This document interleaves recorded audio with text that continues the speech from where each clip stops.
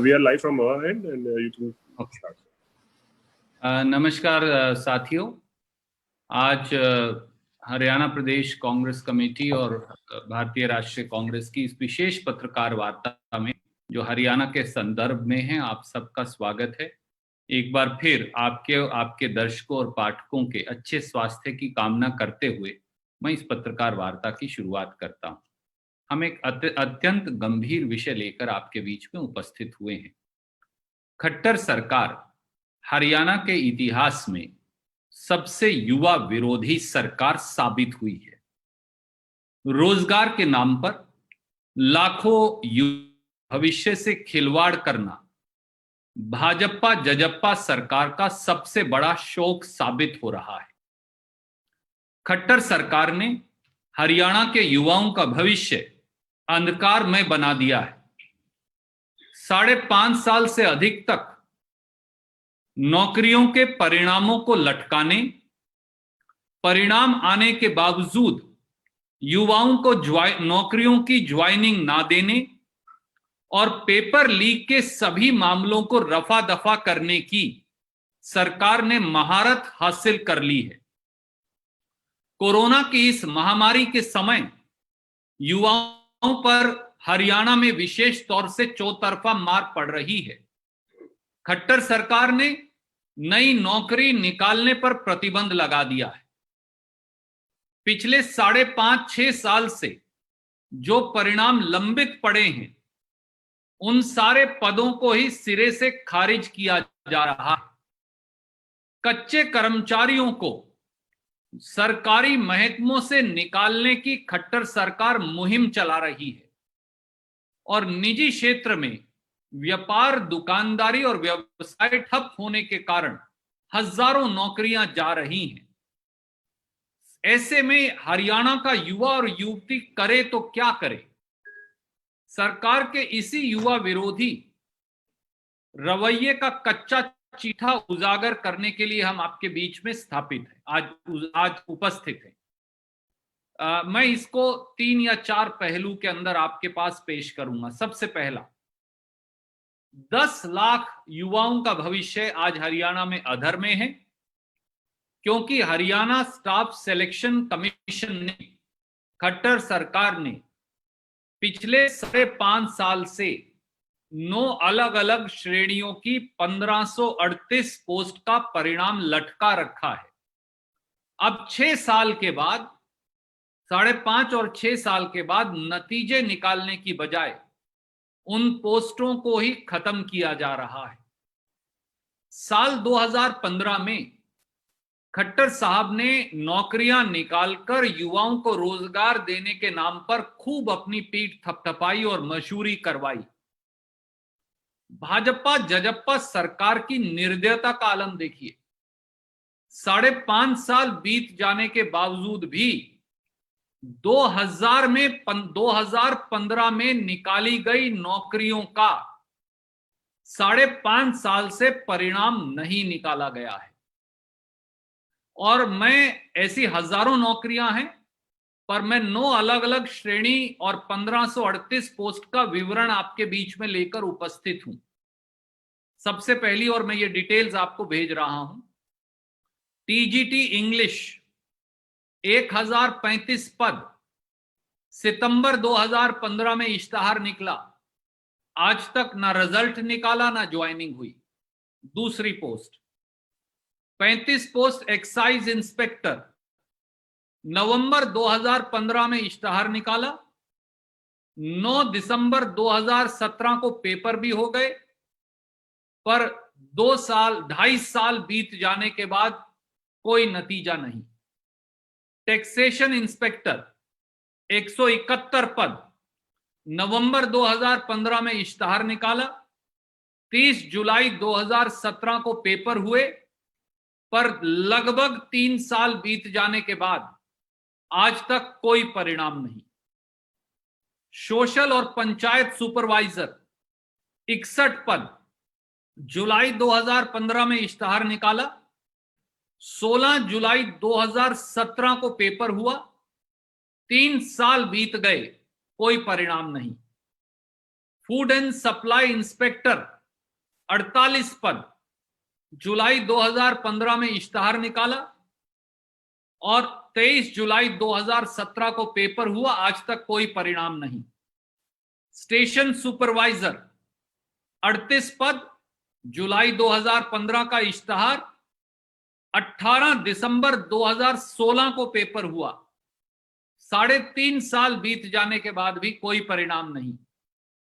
112 पद फॉरेस्टर, दिसंबर 2015 में इश्तहार निकाला, 29 अक्टूबर 2017 को पेपर हुआ, 2.25 साल के बाद भी कोई आज तक नतीजा नहीं।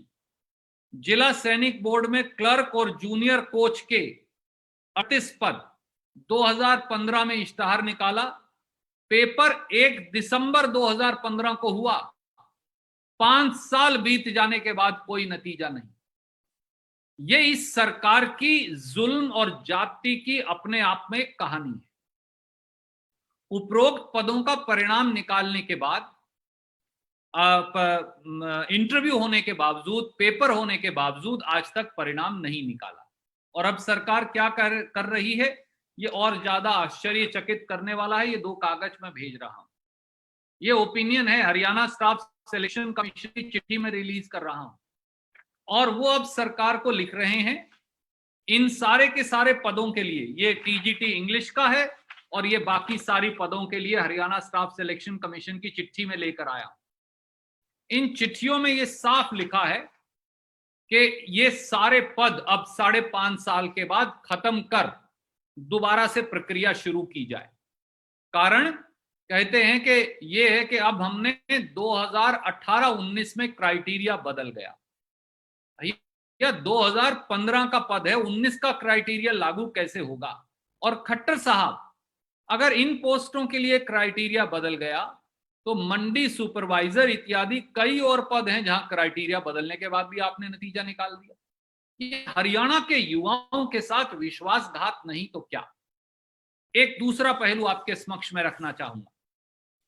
सरकारी पदों पर नियुक्तियों का नतीजा आने के बावजूद भी खट्टर साहब 2.5 साल से नियुक्ति पत्र नहीं दे रहे। इससे बड़ा जुल्म क्या हो सकता है? पीजीटी संस्कृत अध्यापक हरियाणा के इसका जीता जागता उदाहरण है। 535 पीजीटी अध्यापकों की नियुक्ति हुई, हरियाणा स्टाफ सिलेक्शन कमीशन से नतीजा आया और यह परिणाम आया 23 फरवरी 2017 को। आज हम कहां हैं? आज हम मई 2020 में हैं। 3.25 साल के करीब, 3.25 साल निकल गए। ये बच्चे 23 मई 2017 से अप्रैल 2015 में इश्तहार निकाला था, 2 साल बाद नियुक्ति की 23 अप्रैल 2017 को, और 3.25 साल से ये 523 टीजीटी संस्कृत अध्यापक धक्के खा रहे हैं। गुणी हैं, शिक्षित हैं, सेलेक्ट हुए हैं, परंतु नियुक्ति पत्र खट्टर साहब नहीं दे रहे। क्या खट्टर साहब को 10 लाख हरियाणा के युवतियों के भविष्य से इस प्रकार खिलवाड़ का अधिकार है? उन्हीं ने भर्ती की, उन्हीं के भर्ती किए गए 523 टीजीटी संस्कृत अध्यापकों को नियुक्ति पत्र क्यों नहीं? इसका कोई जवाब मुख्यमंत्री दे सकते हैं? कोई जवाब नहीं।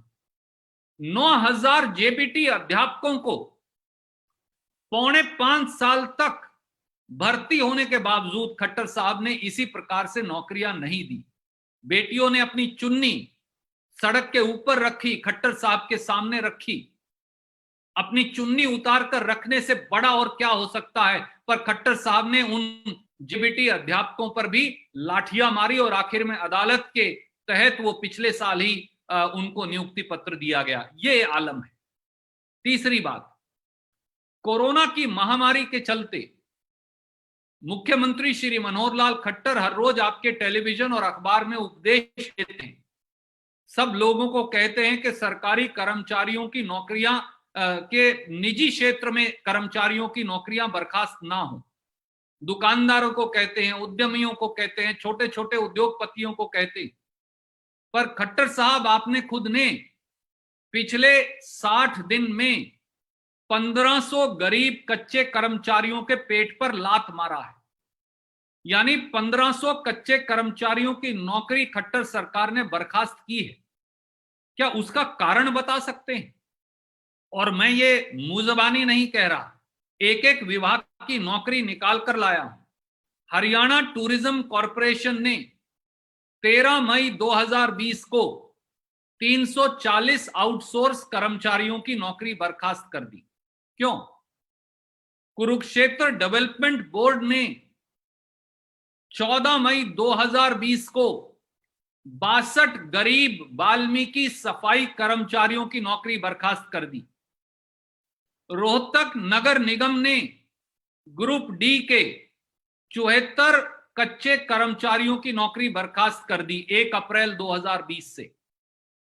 हरियाणा स्कूल शिक्षा परियोजना परिषद ने 21 अप्रैल 2020 से रेट्रोस्पेक्टिवली 1 अप्रैल 2020 से लागू कर 400 वोकेशनल ट्रेनर्स की नौकरी बर्खास्त कर दी। हरियाणा विद्युत प्रसारण निगम ने 60 डीसी रेट के कर्मचारियों को नौकरी से निकाल दिया। सोनीपत नगर निगम ने 26 अप्रैल 2020 को 180 कच्चे सफाई कर्मचारियों को नौकरी से निकाल दिया। हरियाणा शहरी विकास प्राधिकरण, जिसे हुड्डा और अब नाम बदल दिया है, उनके पंचकुला मुख्यालय और फरीदाबाद प्रशासक कार्यालय ने 37 डेटा एंट्री ऑपरेटर और दूसरे ठेके के कर्मचारियों की नौकरी बर्खास्त कर दी।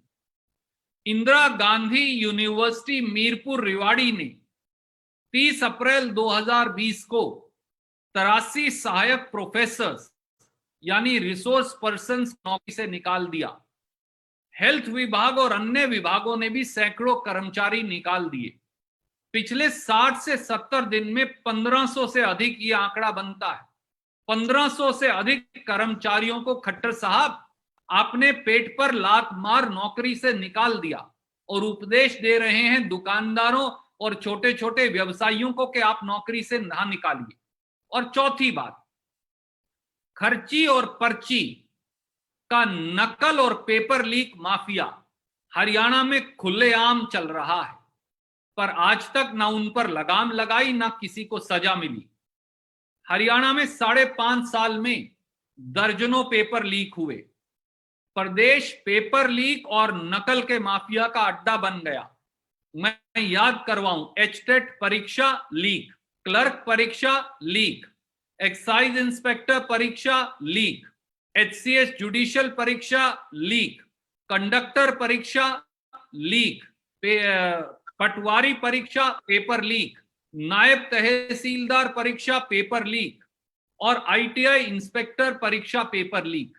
आप सबको याद है चंडीगढ़ में उस पेपर लीक माफिया के खिलाफ एफआईआर दर्ज हुई। उसकी एक प्रतिलिपि आपको भेज रहा हूं 5 दिसंबर 2019 को। पर पूरा मामला रफा दफा, आज तक कोई गिरफ्तारी नहीं हुई। उल्टा पेपर लीक होने के बावजूद भी वो भर्ती प्रक्रिया आपने खारिज नहीं की। इसी प्रकार से फरवरी और मार्च 2020 में Haryana board of school education के 9वीं और 10वीं कक्षा के और 12वीं कक्षा के, माफ कीजिए 10वीं और 12वीं, 9वीं 10वीं और 12वीं कक्षा के 9 पेपर लीक हुए एक बाद एक। हर रोज पेपर होता, हर रोज लीक हो जाता। आखिर में कोरोना के चलते परीक्षाएं ही बंद हो गई, पर हर रोज पेपर लीक होता। ना मुख्यमंत्री सामने आए, ना किसी को कुछ बताया। हरियाणा के युवाओं की ओर से हमारी 6 सीधी मांग है। पहला, HSSC Haryana staff selection commission और हरियाणा पब्लिक सर्विस कमीशन और सभी विभागों द्वारा जो नौकरियां एडवर्टाइज की गई हैं या जिनकी परीक्षा या इंटरव्यू हो चुके हैं, अगले 30 दिन के अंदर उनका परिणाम घोषित कर उनको 30 दिन के अंदर नौकरियां दी जाएं। दूसरा, टीजीटी संस्कृत जैसे ऐसे सारे हरियाणा के बेटे और बेटी जिनका परिणाम आ चुका है, पर खट्टर साहब सालों से उसे नौकरी पत्र नहीं दे रहे। अगले 15 दिन में उन सबको नियुक्ति पत्र दे दिया जाए। तीसरा, 1500 से अधिक हटाए गए कच्चे कर्मचारियों को बहाल किया जाए और मुख्यमंत्री लिखकर सभी विभागों, बोर्ड, कॉरपोरेशंस को आदेश दें कि किसी कच्चे कर्मचारी की नौकरी कोरोना महामारी के चलते नहीं निकाली जाएगी। चौथा, मुख्यमंत्री श्री मनोहर लाल खट्टर जी एक व्हाइट पेपर जारी करें और यह बताएं कि 5.5 साल में उन्होंने कितनी नौकरियां दी, और यही नहीं, ये बताएं हरियाणा की जनता को कि विभाग वाइज कितने लाख पद खाली पड़े हैं, और ये समय सीमा बताएं कि अगले 6 महीने में क्या वो ये सारे लाखों पद भरकर हरियाणा के युवाओं को रोजगार देंगे। और आखिरी, सभी पेपर लीक मामलों की अगले 90 दिन में जांच संपूर्ण हो। ये सामने आए कि खर्ची और पर्ची का धंधा करने वाला नकल माफिया और पेपर माफिया, उसके तार भाजपा जजप्पा सरकार में बैठे किन लोगों के साथ जुड़े हैं। खट्टर साहब, अगर आपने ये नहीं किया तो ये साफ हो जाएगा कि हरियाणा के युवाओं का भविष्य अंधकारमय बनाने का षड्यंत्र जो हो रहा है, उसमें सरकार के सबसे उच्चतम नेतृत्व तक पर बैठे लोग शामिल हैं। धन्यवाद। कोई प्रश्न पूछना चाहें तो स्वागत है। रणदीप जी, मैं राम सिंह बराड़ बोल रहा हूँ। One by one, go ahead Vaishali ji, please. Ram Singh Brar बोल रहा हूँ Randeep ji. Sir, I will come to you in 1 minute only. Sir, मुझे सुन पा रहे हैं आप? जी, मैं सुन पा रहा हूँ। हाँ सर, मेरा सवाल ये है कि अभी 16 मई को ही जो प्रेस नोट जारी हुआ है डिप्टी सीएम की तरफ से कि एक अल्ट्रा मॉडर्न जॉब पोर्टल की शुरुआत होने जा रही है, जिसमें हर कैटेगरी की नौकरियां जो हैं वो दी जा रही हैं, और बहुत जल्द जो प्रदेश के युवाओं की नौकरी की जो समस्या है वो दूर हो जाएगी। इस पर क्या कहेंगे? क्योंकि जो आप आरोप लगा रहे हैं कि नौकरी दी जाए, उन्होंने तो ऑलरेडी उसको इम्प्लीमेंट कर दिया है। वैशाली जी, इससे क्रूर मजाक और बड़ा जुमला कोई हो ही नहीं सकता। हरियाणा के युवाओं के साथ ये एक भद्दा और क्रूर मजाक है जो खट्टर सरकार, उनके मुख्यमंत्री और उप मुख्यमंत्री कर रहे हैं। जो मैंने कहा वो मुजवानी जमा खर्च नहीं। 5.5 साल से ये पदों की मैंने डिटेल निकाली हरियाणा स्टाफ सिलेक्शन कमीशन से। मैं बाकायदा आपको भेज रहा हूं। कब एडवर्टाइजमेंट निकली? 2015 में। कब पेपर हुआ? 10 लाख बच्चों ने यहां अप्लाई किया। आप 5.5 वर्षों से 10 लाख बच्चों के भविष्य को अधर में लटकाए हैं। उसका जवाब तो दे दीजिए। इनका परिणाम गरीबों का तो निकाल दीजिए, इन्हें तो नौकरी दे दीजिए। मैंने आपको टीजीटी संस्कृत अध्यापकों की 550 के करीब जो है 523, 2.5 साल से उनका परिणाम निकलने के बाद खट्टर साहब ने नियुक्ति पत्र नहीं दिया। 1500 कर्मचारी मैंने विभाग वाइज आपको बताए, उनको नौकरी से निकाल दिया। पोर्टल से नौकरी मिल जाएगी क्या? पोर्टल से नहीं नौकरी मिलेगी। ये सारे कागजात मेरे नहीं है, ये हरियाणा स्टाफ सिलेक्शन कमीशन का सबूत है जो मैं जारी कर रहा हूं। तो मुख्यमंत्री और उप मुख्यमंत्री पोर्टल बनाकर हरियाणा के युवाओं को बेवकूफ बनाने की बजाय एक श्वेत पत्र जारी कर ये बताएं कितने लाख पद खाली हैं, कितने दिन में भरेंगे, जो नौकरियां लंबित हैं उनको 30 दिन में नियुक्ति पत्र दें, जिनका परिणाम निकल चुका उन्हें 15 दिन में नियुक्ति पत्र दें, और बर्खास्त कर्मचारियों की बहाली हो। बराड़ साहब, धन्यवाद। नमस्कार रणदीप जी, मेरे 2 छोटे छोटे सवाल हैं। एक तो जो जैसे आपने बताया कि जो लोग नौकरी पे लगे हुए थे उनको निकाला जा रहा है, और प्राइवेट सेक्टर को कहा जा रहा है कि किसी को ना निकाला जाए, और साथ में जिन लोगों ने 5-5, 4-4, 3-3 साल से फार्म भरे हुए थे उनको लगाया नहीं जा रहा है, या नौकरियां भी उनको दे दी तो भी उनको ज्वाइन नहीं करवाया जा रहा। इसी के साथ में एक जोड़ना चाहूंगा कि हर रोज ये सामने आती है जानकारी कि कुछ जो चहेते लोग हैं या अफसर हैं, वो जब रिटायर हो जाते हैं तो उनको रिटायरमेंट के बाद भी किसी को पीए के तौर पे रखा जा रहा है, किसी को वापस किसी पे रखा जा रहा है। कोई जैसे टूरिज्म की बात की तो वहां पर भी 1-1 लाख रुपए में आदमियों को रखा जा रहा है। तो जो रिटायर हो गए उनको तो रखा जा रहा है और इनको नहीं रखा जा रहा। क्या आप इसमें भी श्वेत पत्र जारी करने की मांग करेंगे कि सरकार ने कितने लोगों को अब तक वापस रिटायर होने के बाद रखा। और दूसरी घटना जो है, कल मैंने एक यमुनानगर में जो लाठीचार्ज हो रहा था, उनको बुरी तरह से, टूटी चप्पलें थी उनके, कुछ पैरों में नहीं था, बुरी तरह से पीटा जा रहा था। और एक सुबह आज पिक्चर देखी कि 5-6 साल की बच्ची लटकी हुई है और उसके माँ बाप लटके हुए हैं। मतलब वो थोड़ा सा उनका सामान पास पड़ा हुआ है वापस गांव जाने के लिए जैसे तैयारी में, और रास्ते में उन्होंने अपना सुसाइड कर लिया। ये घटनाओं ने बहुत ज्यादा विचलित किया है। तो इस सारी ये जो घटनाएं हो रही हैं, इसको लेके आप सरकार के और उसकी क्या जिम्मेवारी? खट्टर सरकार को अगर मैं 4 शब्दों में कहूं तो यह है अंधेर नगरी चौपट राजा। ये खट्टर सरकार के ऊपर कहावत लागू होती है। खट्टर सरकार और मुख्यमंत्री श्री मनोहर लाल खट्टर जी क्या हरियाणा को बताएंगे कि उन्होंने कितने लोगों को नौकरी पर रखा है। टूरिज्म कॉरपोरेशन में एक रिटायर हुए जनरल मैनेजर को तो आप 1 लाख रुपए की नौकरी पर रख रहे हैं, पर आप 340 कच्चे कर्मचारियों को जो 10 से 15 हजार रुपया की नौकरी पर हैं, उनको धक्के मारकर, पेट पर लात मारकर उनकी नौकरियां बर्खास्त कर रहे हैं। यह किस प्रकार का जुल्म है?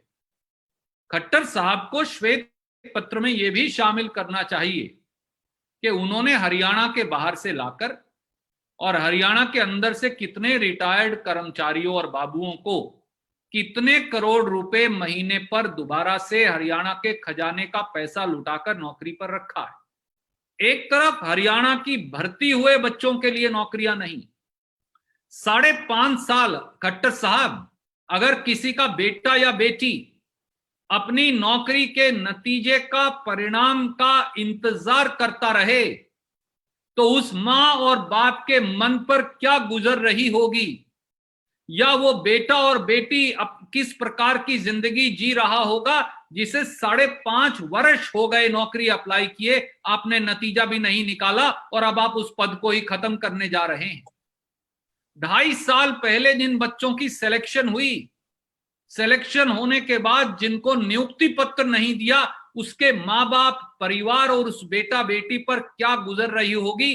काश खट्टर साहब आप उन बच्चों की पीड़ा को, परिवार की पीड़ा को समझ पाते। और बराड़ साहब, ये सरकार इतनी निर्दय और पूर्ण और निर्मम है, ये सरकार इतनी बेरुखी से व्यवहार करती है कि मच्छर मक्खी की तरह पानीपत में प्रवासी मजदूरों पर डीडीटी का मुंह पर छिड़काव करवाती है, यमुनानगर में उनको लाठियों से दौड़ा दौड़ा कर पीटती है और आत्महत्या के रास्ते पर जाने को मजबूर करती है। और जब इस प्रदेश और देश का मजदूर, गरीब साधारण व्यक्ति आत्महत्या की ड्योढ़ी पर चढ़ जाता है तो इन्हें उसे वो ड्रामेबाजी नजर आती है। खट्टर साहब एक बात जान ले, ये जनता है, इसके दरबार में न्याय अवश्य होता है, और अहंकार जितना ज्यादा हो, जुल्म जितना ज्यादा हो, निर्ममता जितनी ज्यादा हो, निर्दयता जितनी ज्यादा हो, उतनी ही बड़ी सजा जनता अवश्य देगी, ऐसा हमें विश्वास है। बलवंत नमस्कार रणदीप जी, आवाज आ रही है मेरी? जी आ रही है, नमस्कार। रणदीप जी, मैं ये आपने जो लिस्ट बताई है कि रिजल्ट निकलने के बावजूद उनको नियुक्तियां नहीं दी जा रही है, आपके पास पूरे आंकड़ा आ गया है, लेकिन इसके पीछे की क्या कहानी है जो सरकार उनको नियुक्तियां नहीं देना चाहती, ये हम थोड़ा सा आपसे जानना चाहते हैं कि इसकी क्या वजह रही है। मुख्यमंत्री श्री मनोहर लाल खट्टर की बेरुखी और खट्टर सरकार की निर्ममता, इसके पीछे कारण है युवाओं को धक्के देकर दर दर की ठोकरें खिलाने का। अगर नौकरियों की आवश्यकता थी तो ही खट्टर साहब 2015 में हरियाणा स्टाफ सिलेक्शन कमीशन में आपकी सरकार ने रिक्विजिशन भेजकर नौकरियां निकाली थी। 2016, 15 और 17 में इम्तिहान भी हो गया। अब हम मई 2020 में हैं। उस बेटा और बेटी की व्यथा और पीड़ा को क्या आपने कभी सोचा? जो 5.5 साल से टकटकी लगाए मुख्यमंत्री मनोहर लाल खट्टर जी के मुंह की तरफ देख रहा है कि नतीजा आएगा, परिणाम आएगा और शायद उसको सरकार में सेवा करने का मौका मिल पाए।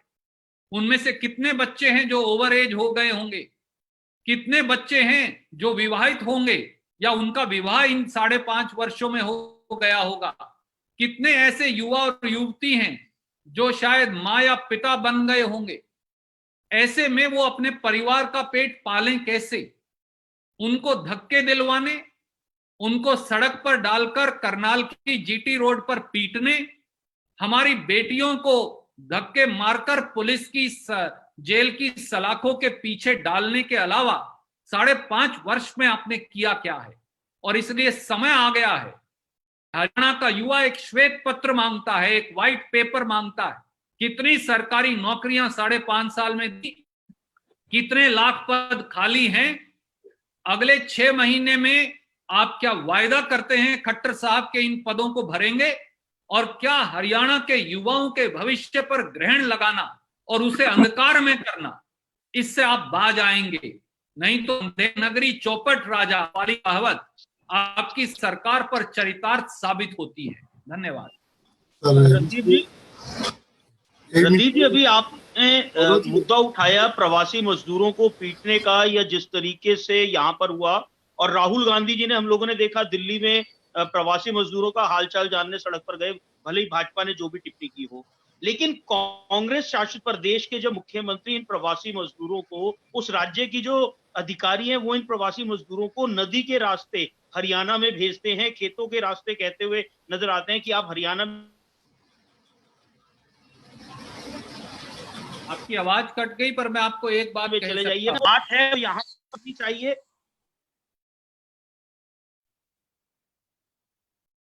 आपकी आवाज फिर कट गई है, पर मैं आपके सवाल का सार समझ आपको लगता है कि इस बारे में आपको अपने मुख्यमंत्री से भी बात करनी चाहिए कि वो प्रवासी मजदूरों का इस तरीके से जो उनको भेजा जा रहा है ट्रकों में भर भर कर, सर जहां 10 बंदों के बैठने की जगह ना हो वहां 40 लोगों को भर के भेजा जा रहा है, और लोग एलिगेशन लगा रहे हैं कि पंजाब पुलिस उनको बिठा के भेज रही है। आदरणीय मित्र, पंजाब की कांग्रेस की सरकार ने 790 रुपया हर प्रवासी मजदूर का ट्रेन के लिए जमा करवाया हुआ है, और जहां तक मुझे जानकारी है अभी तक जो 40 और 50 ट्रेन मिली उसका सारा पैसा हमने जमा करवा दिया। मुझे ये कहने में कोई हिचकिचाहट नहीं कि श्री पीयूष गोयल, उनका रेल मंत्रालय और मोदी सरकार जानबूझकर प्रवासी मजदूरों के साथ भेदभाव कर रही है, और कांग्रेस की सरकारें वो पैसा ना दें या कांग्रेस पार्टी के लोग वो पैसा ना दें और प्रवासी मजदूर सुरक्षित तौर से घर वापस न जाएं, इसका षड्यंत्र भाजपा कर रही है। मैं आज आपके ये जिम्मेवारी से कहता हूं, पूरी बात सुन लें कृपया जी, मैं जिम्मेवारी से कहता हूं, आप जिम्मेवारी लें। मैं आपको इस बात के लिए आर्बिट्रेटर नियुक्त करता हूं कांग्रेस पार्टी की ओर से। आप जिम्मेवारी लेकर पीयूष गोयल जी से ट्रेन्स दिलवाएं, सारी ट्रेन्स का पैसा जमा करवाने की जिम्मेवारी हमारी है। 42 लाख रुपया हरियाणा के मुख्यमंत्री को भी हमने जमा करवाया है, करोड़ों रुपया हमने हर जगह चीफ सेक्रेटरी और चीफ मिनिस्टर्स को जमा करवाया है।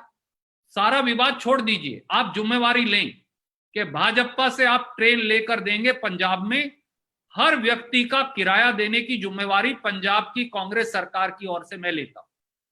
सर यशवीर का जी नमस्कार रणदीप जी। सर रणदीप जी, गौरव जी प्लीज आप come back in second round, let Yashveer ji also. जी जी प्लीज। जी नमस्कार रणदीप जी, मेरा सवाल आपसे ये है कि ये जो पुलिस वाले इन प्रवासी मजदूरों के ऊपर लाठीचार्ज कर रहे हैं, क्या हरियाणा सरकार को जांच नहीं करानी चाहिए कि ये किसके इशारे पे हो रहा है, कौन लोग इसमें इन्वॉल्व हैं, और जो लोग ऐसा कर रहे हैं क्या उनके खिलाफ कोई कार्रवाई नहीं करनी चाहिए सरकार को? जी बिल्कुल यशवीर भाई, ये चारे पर ही उनके हो रहा है जो सत्ता के सबसे बड़े पदों पर आसीन हैं। क्योंकि आप खूबसूरत कॉलम में खूबसूरत शायरी लिखते हैं, इसलिए मैं 2 लाइन में खट्टर साहब को ये कहूंगा मजदूरों की ओर से, मेरा मुंसिफ ही मेरा कातिल है। यानी यहां तो जज ही कत्ल करने वाला है, पुलिस किसी पर लाठीचार्ज नहीं करती। पुलिस लाठीचार्ज करती है जब चंडीगढ़ से हुक्म आता है। चंडीगढ़ से हुक्म आया है कि प्रवासी मजदूरों को खदेड़ दो। हवाई चप्पल वालों को, जिन्हें हवाई जहाज का सफर करवाना था, हवाई जहाज का सफर करवाने की बजाय उनको किसी प्रकार से धक्के मारकर प्रदेश से निकालो। एक बात बताइए, पानीपत में प्रवासी मजदूरों को बिठाकर डीडीटी की मशीन जो मच्छर और मक्खी मारने के लिए इस्तेमाल होती है, वो उनके मुंह पर चलाई गई। उसका मंजर आपने देखा, वो पिक्चर हमने भी लगाई थी। क्या मुख्यमंत्री श्री मनोहर लाल खट्टर ने इसका कोई जवाब दिया? क्या मुख्यमंत्री श्री मनोहर लाल ने, खट्टर जी ने इस बात का जवाब दिया कि यमुनानगर में लाठीचार्ज क्यों हुआ? क्या मुख्यमंत्री श्री मनोहर लाल खट्टर जी ने किसी को आज तक सजा दी?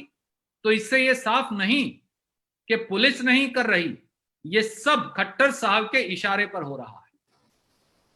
सर पवन जी, जनता न्यूज। पवन जी पूछिए। नमस्कार सर, सर जनता टीवी। नमस्कार सर। नमस्कार पवन जी।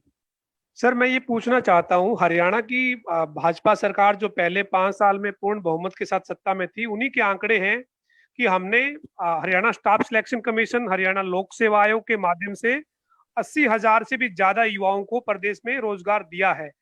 अब आप ये कह रहे हैं कि पिछले 5 साल की कई भर्तियां जो हैं वो पेंडिंग है, प्रोसेस में है, उनके रिजल्ट जारी नहीं हो रहे, जिनके रिजल्ट जारी हो गए उनको ज्वाइनिंग नहीं दी जा रही।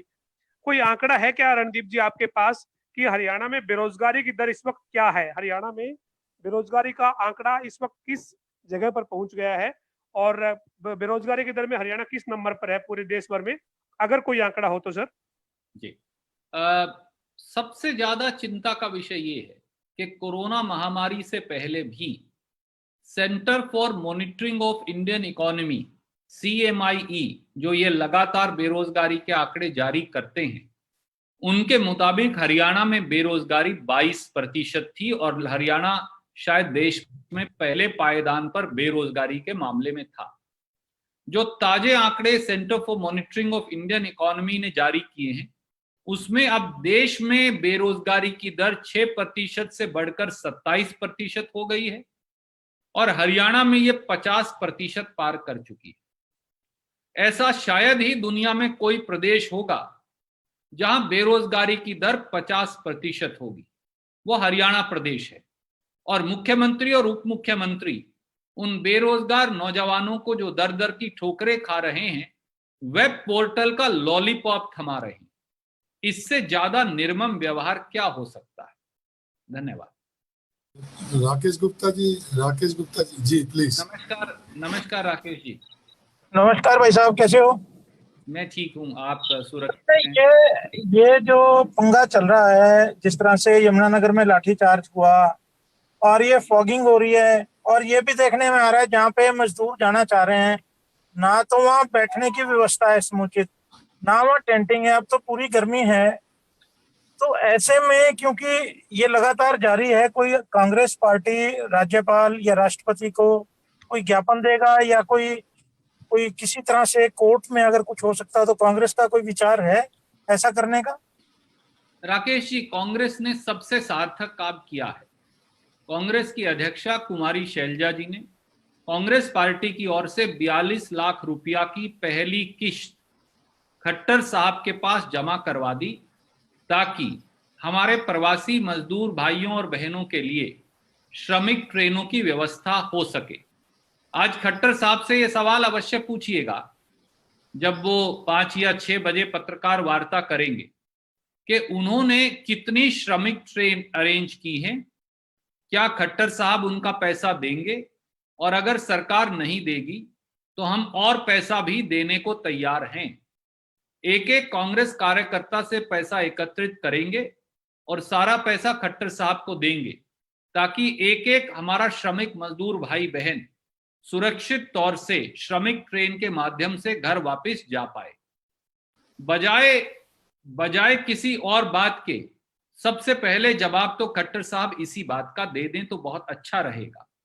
दूसरा, क्या वो जिम्मेवारी चिन्हित करेंगे?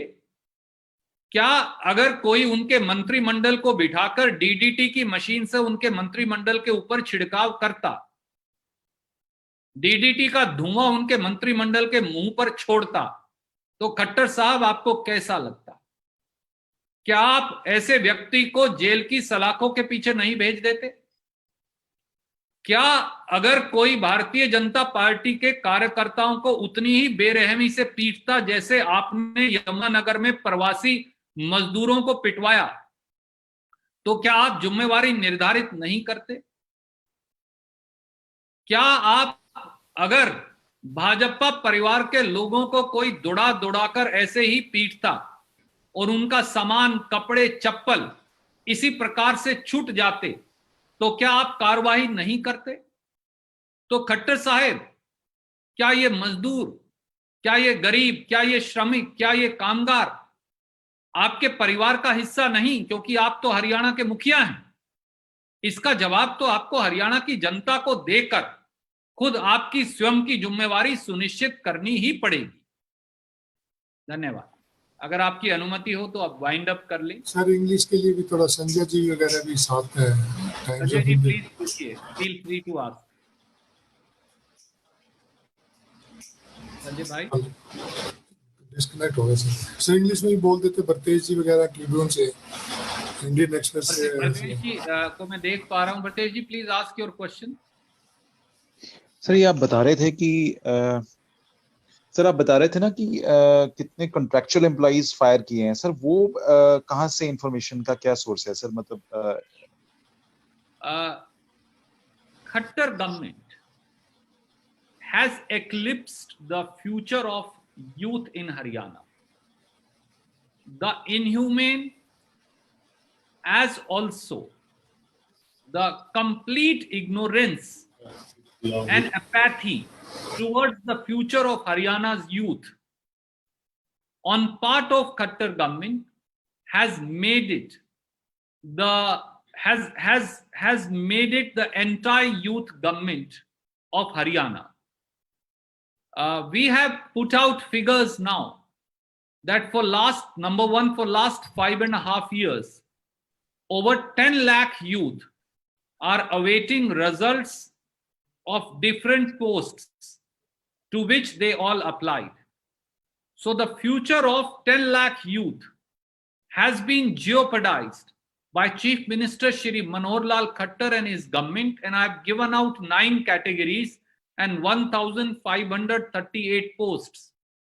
Exams which were all advertised in 2015, exams were held in 2015, 16 and 17, yet neither have the results been declared nor the appointments offered.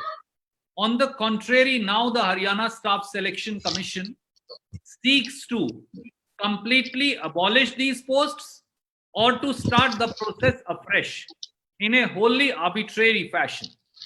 Secondly, even for the post where results were declared, like the TGT Sanskrit 523 posts, where 523 including 400 girls were selected, they got selection in March, April 2017. In fact, the date is right here. They were selected on 23rd February 2017. Yet between 23rd February 2017 to 18th May 2020, for over a period of 3 years, they have not got an appointment letter and they have been running pillar to post.